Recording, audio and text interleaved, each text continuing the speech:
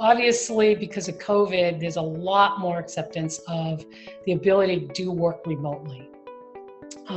So a lot of accounting offices, if they hadn't already been set up for having their applications hosted so that they could remote in easily and securely, there certainly was a great rush towards that.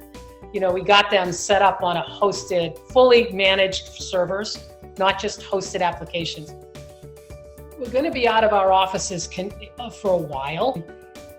Even when the somewhat normal world comes back, this option's going to always be there now.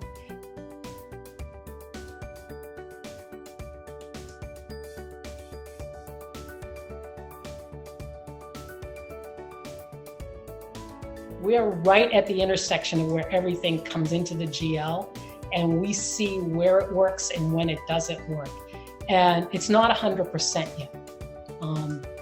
And I always tell clients, I go, you can put all the technology you want in there, and it might take care of 80% of the work, but the 20% of the work that needs to be done, you still need to do, and that's kind of critical.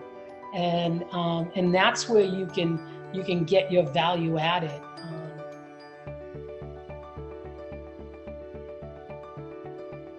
Some really good communication tools that are coming out, and ones that are like focused on how people typically communicate today, which is phone. This is one that I've seen be utilized quite a bit, and there are two of them. You know, we're constantly having to track conversations. So, you know, we use Slack for that.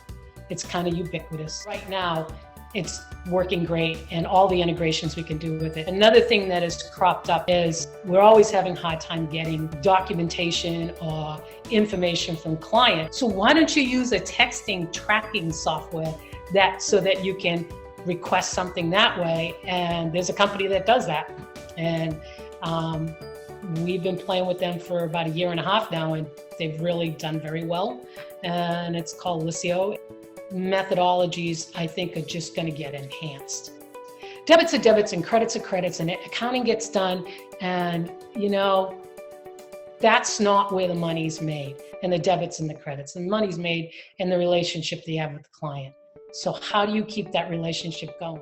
And as we stay remote, how do we keep communication lines going?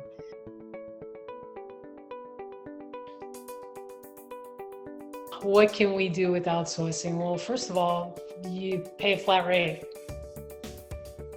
We have an office in Chennai, fully owned and operated by women, which is a joy to work with. It's always fun in that place. It's always pretty lively, but they work off of my server in the United States. They log in there. In the case of clients that have stuff on their servers, we log into theirs. We use very secure logins, VPNs, and Google authentication codes, Duo, things like that. We become part of their office. We build a team that suits the needs of the firm. And they are part of the workflow. They have their own usernames and logins. They have their CVs. When we do Zoom meetings, they're in on the meeting. They're in our conference room. We don't have cameras in the workroom. They have to use security codes to get in the workroom. We have security guards.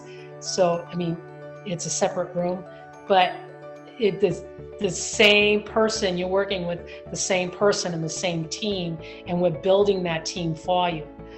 Realistically, once the flow is going, we have meetings whenever the client wants. Minimum once a month, we like to have a meeting with the client on Zoom.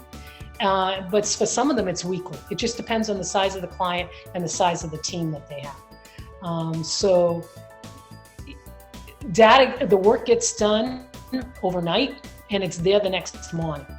Our accountants, they're accountants.